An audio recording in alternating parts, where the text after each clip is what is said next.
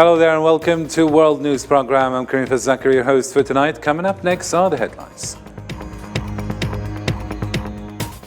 Zionist forces committed 12 new massacres in Gaza, killing 135 people in 24 hours. Displaced families near Rafah are under threat, and 800,000 Palestinians in Gaza City and the north face hunger and thirst.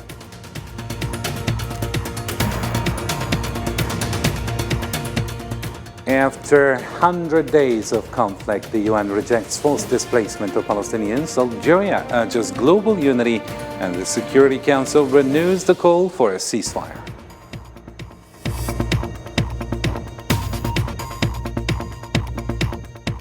Also ahead in our news, US and UK launch raids on Yemen, followed by additional strikes by the US on Houthi sites. UN's Guterres urges the de-escalation and adherence to international law in the Red Sea.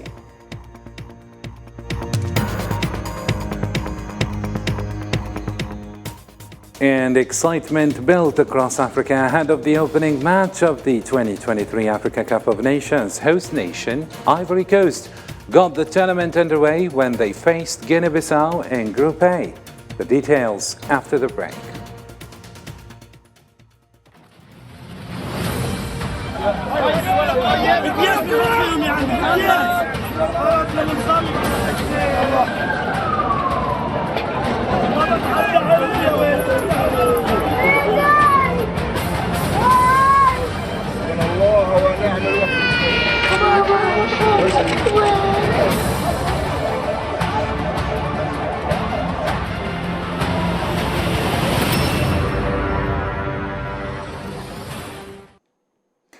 Hello again and welcome to the details. First off in our news, the Zionist occupation conducted 12 massacres in Gaza, resulting in 135 deaths and 312 injuries within just 24 hours. In the overall toll since October is 23,843 martyrs and 60,317 injuries, with 1 in 20 Gazans affected. On the 99th day of the aggression, 20 bodies were recovered and more were wounded due to airstrikes. Homes in Ad-Dawa were targeted, causing casualties and missing individuals. Intense bombardment occurred in Deir al-Balah, Nusayrat, Al-Maghazi, and near Al-Aqsa Martyrs Hospital. Khan Yunis faced violent artillery shelling, with airstrikes hitting Kazan and Najjar and Al-Batna Samin. Al-Manar neighborhood in Khan Yunis also experienced severe air and artillery bombardment. During the Friday to Saturday night, the occupation carried out a horrendous massacre against displaced Palestinians in Rafah, south of Gaza. Simultaneously, occupation authorities denied responsibility for blocking aid entry through Rafah crossing, worsening the humanitarian crisis in the Strip. Osama Ayadi reports. In the southern city of Rafah in Gaza, Palestinians laid to rest multiple individuals, including children, on Saturday following an airstrike by Zionist forces. The strike targeted a house where 2 displaced families had sought shelter, according to the territory's health ministry.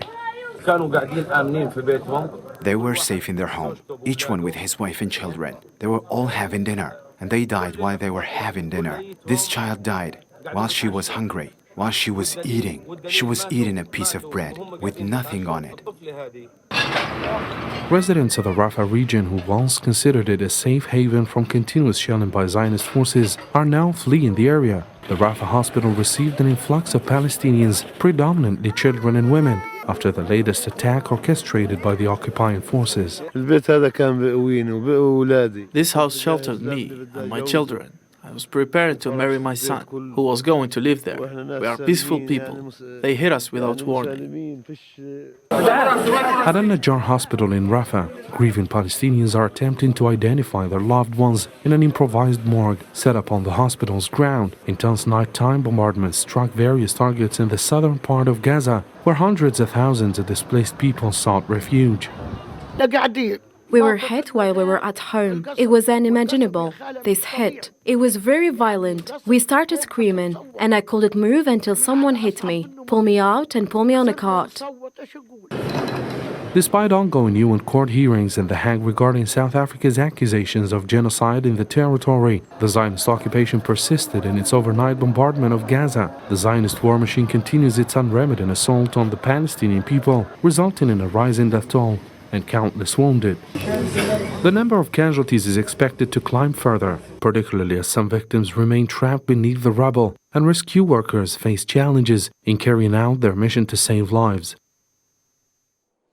The Palestine Red Crescent Society reported a total communication blackout with its Gaza crews due to the Zionist occupation disrupting communication and internet services. This hampers Red Crescent's ability to provide prompt ambulance services and reach the injured quickly. The association, in collaboration with the International Committee of the Red Cross, successfully evacuated 28 wounded citizens and their companions from various medical facilities in Gaza.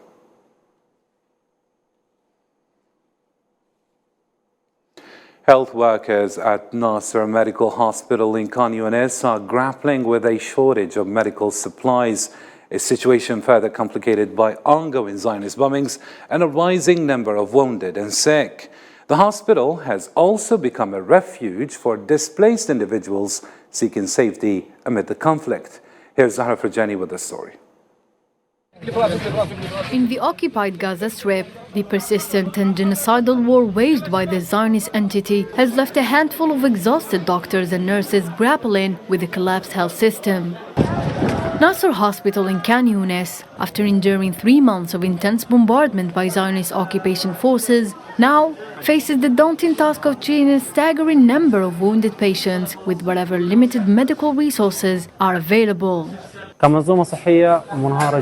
The health system collapsed. The situation inside the emergency room is bad. Most of the medical supplies in the ICU are missing. We have shortage in saline solutions since yesterday. We're working with Ringer. This is an emergency ward. We're supposed to have 4 or 5 beds. We don't have beds. The beds are used for patients who are staying at the hospital. The prolonged conflict has resulted in the displacement of hundreds of thousands of people, with many seeking shelter in health facilities. However, those fortunate enough to reach hospitals find themselves being treated on the floor due to the overwhelming demand for medical attention.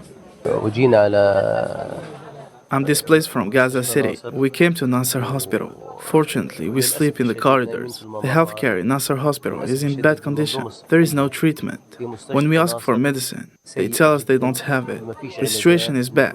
We are here in cold and windy. We are here in cold weather. Nasser Hospital in Khan Younis serves as a strong example, mirroring the plight of numerous healthcare institutions grappling with the aftermath of the occupation's bombing campaign, which obliterated around 90% of health facilities. The fate of Gaza's hospitals and the challenges faced by its medical professionals operating under constant bombardment amidst unreliable electricity and water supply and inadequate medical stocks have raised serious concerns about the imminent collapse of the region's health system. The Gaza government media office stated on Saturday that almost 8,000 Palestinians in the Strip face the threat of death from hunger and thirst. This is due to the Zionist government's refusal to allow the entry of aid, supplies, and food into Gaza and the northern governorates. The office emphasized that Gaza and the north need 1,300 food trucks daily to prevent a severe famine, especially with the occupation targeting water sources and disrupting daily life. The continuation of the policy of starvation and thirst means that approximately 800,000 of our people in the Gaza and North governorates are threatened with death as a result of this. This exposed policy confirms the deliberate intention of the occupation government to commit a genocidal war and forcibly displace citizens from their homes under the threat of death, weapons, bombing, starvation and thirst in a clear violation of international law, international humanitarian law and all other international treaties. UN Under-Secretary General for Humanitarian Affairs Martin Griffiths expressed deep concern over recent statements from the occupation government about forcibly transferring Palestinians from Gaza to neighboring countries. He emphasized that such plans contradict international law. In his Friday speech to the Security Council, Griffiths renewed the call for a ceasefire and urged pressing measures to end the ongoing 3-month war in the Gaza Strip. Who want to leave Gaza. In this context, we are, of course, deeply alarmed by recent statements by Israeli ministers regarding plans to encourage the mass transfer of civilians from Gaza to third countries, currently being referred to as quote-unquote voluntary relocation, unquote. These statements raise grave concerns about the possible forcible mass transfer of deportation of the Palestinian population from the Gaza Strip, something that would be strictly prohibited, of course, under international law.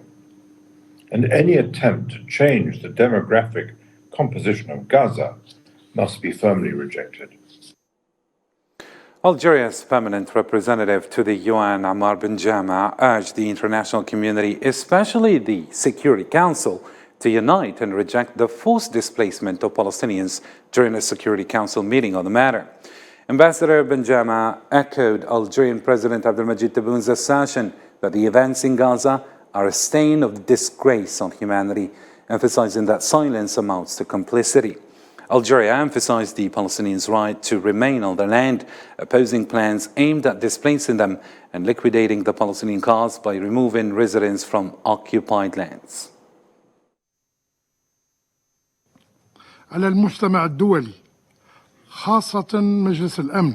The international community, especially the Security Council, must speak in one strong voice to reject the displacement of Palestinians. No one in this hall can remain silent in the face of these projects. Silence here is complicity, as the President of the Republic, Mr. Abdelmajid Tebboune, confirmed. What is happening in Gaza will remain a disgrace to humanity. Our position must be clear to reject the displacement of Palestinians from their land. Everyone must realize that there is no place for Palestinians except on their land. إنه لا مكان للفلسطينيين إلا على أرضهم.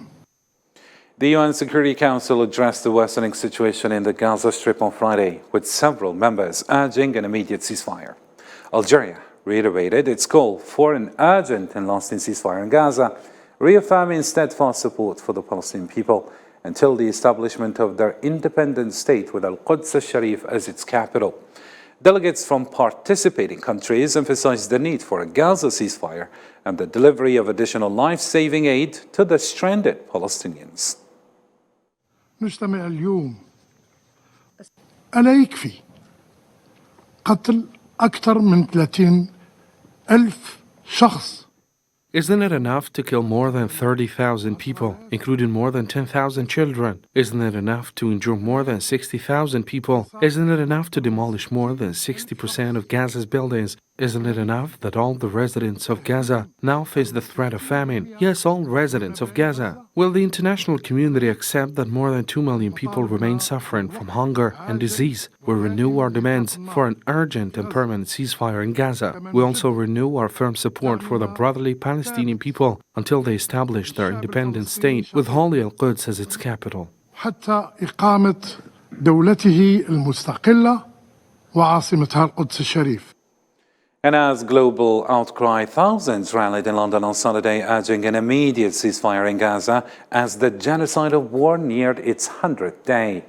The Palestine Solidarity Campaign noted these demonstrations as part of an international day of action for Palestine involving 30 countries. Protesters called for an end to the massacres by the Zionist occupation in Gaza, emphasizing the violation of human rights in the region. I'm here because when people damage other people's human rights, they damage my human rights, even though I live in England. And I'm here because genocide is wrong. We're all here because we believe in the cause. It's the Palestinian cause. It is to be fair, it is to be just, and we believe that that is what is lacking at this moment in time. To the developments on the ground, Al-Qassam Brigade's Hamas's military wing released video clips featuring Zionist prisoners it holds, including images from 2014 when the Netanyahu government neglected them before cutting off contact.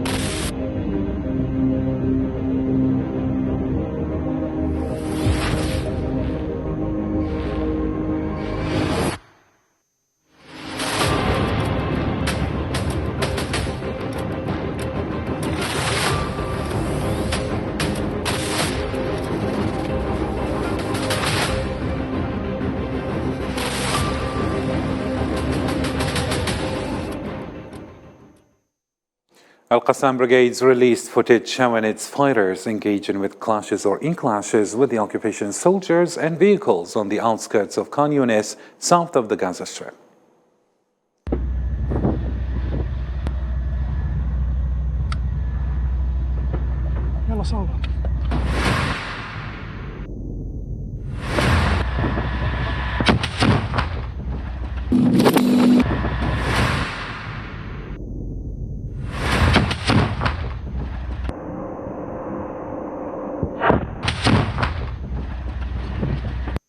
بسم الله بسم الله بسم الله يا رب دباب دباب يا رب سدد بسم الله بسم الله بسم الله بسم الله بسم الله بسم الله بسم الله يا رب سدد يا رب.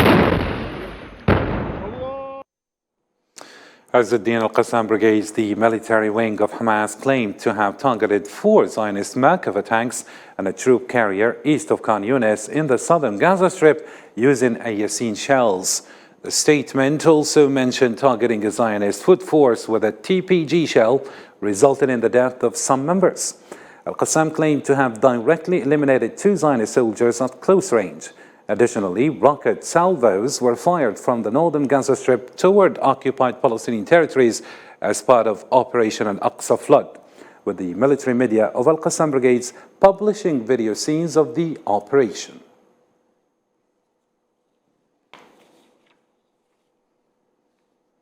To other development now in related matter, the U.S. launched a dawn strike on the Houthi group in Yemen, aiming to weaken their capabilities in the Red Sea.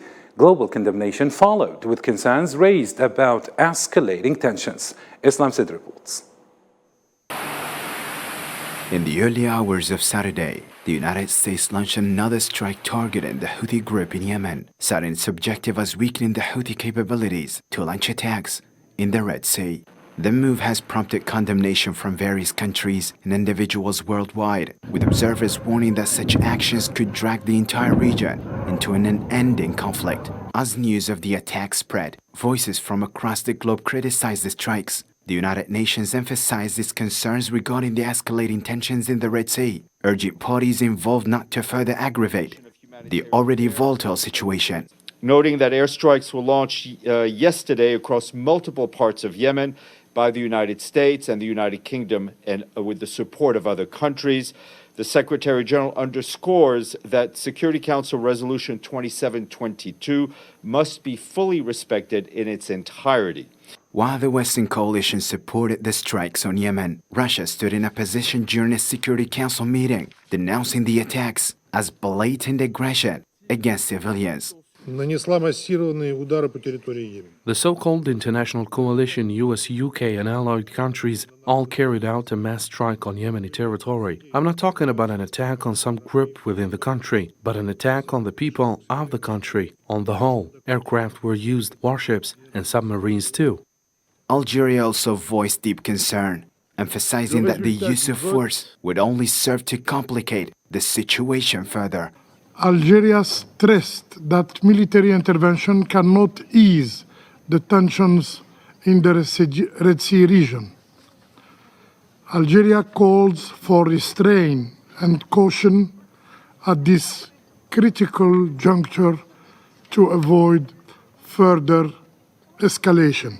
Amid the ongoing assaults, protests erupted in Yemen, Iran and the United States, with demonstrators expressing solidarity with Yemenis and Palestinians. 54% of our federal budget goes to the military and weaponization. That is sinful, and we should instead be helping countries such as Yemen and other countries who need help, to help them grow more food, to provide for the needs of their children. It's worth noting that the US Congress and the UK Parliament have not approved these strikes, with both legislative bodies outright rejecting the actions taken by their respective governments. The lack of approval underscores the continuous nature of the military intervention, fueling debates on the legality and appropriateness of such operations.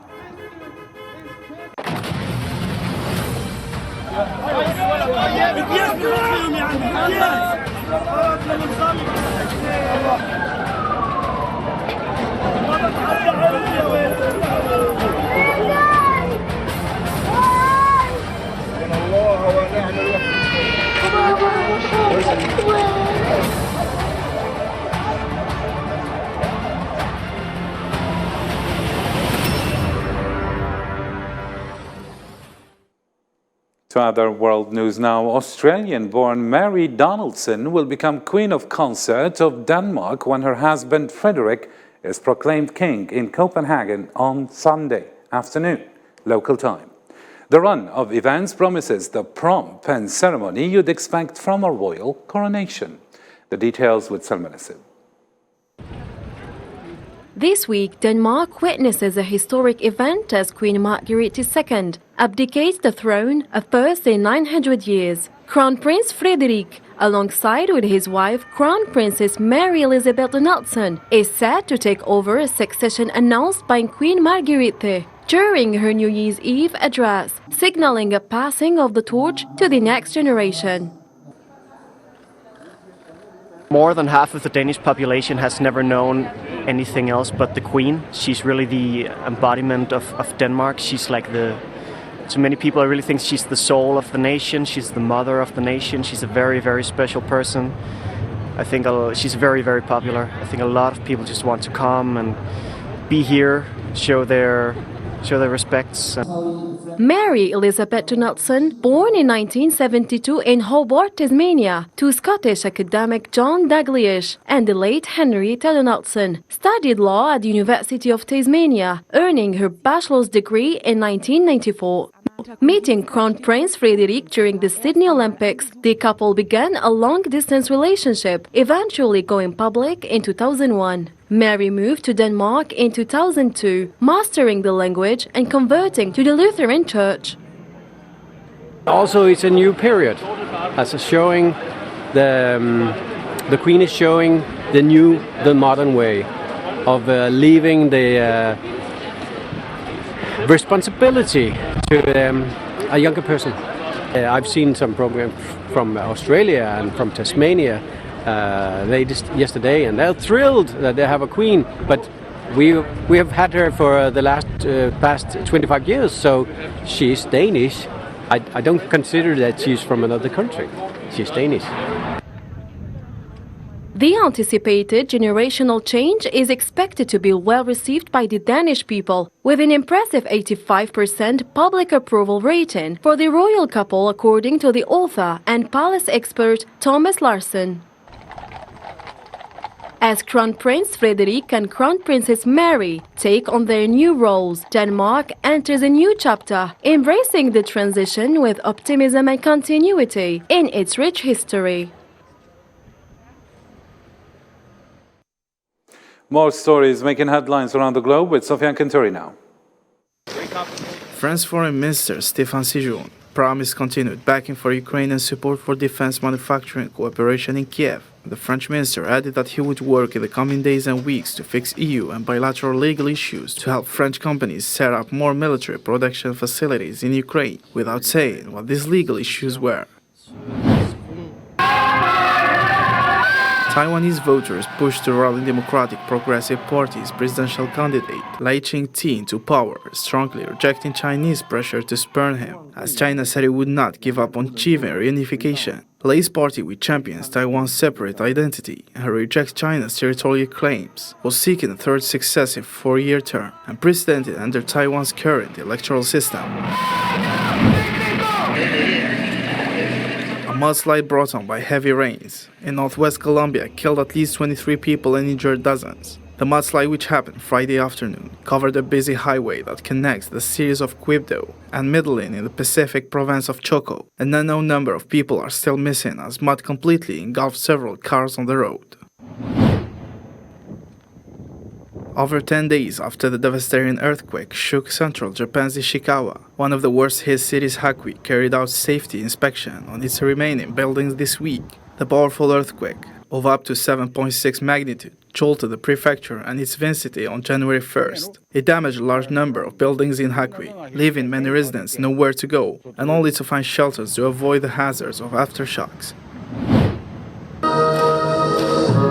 Turkey's military has neutralized 23 Kurdish militants in northern Iraq and 9 in northern Syria as part of air and ground operations the day after 9 Turkish soldiers were killed in clashes, according to the Turkish Defense Ministry. And finally in our news, the 34th edition of the Africa Cup of Nations kicked off with an exceptional opening ceremony at the Al Hassan Ouattara Stadium in Abidjan. The CAN ceremony showcased African culture and Côte d'Ivoire's connection to the continent's originality. Côte d'Ivoire, which is hosting the competition for the second time in its history since 1984, got the tournament underway when they faced Guinea-Bissau in Group A. Their fixture ended with Ivory Coast beating Guinea-Bissau 2-0. That concludes our program. Thank you for watching and take care.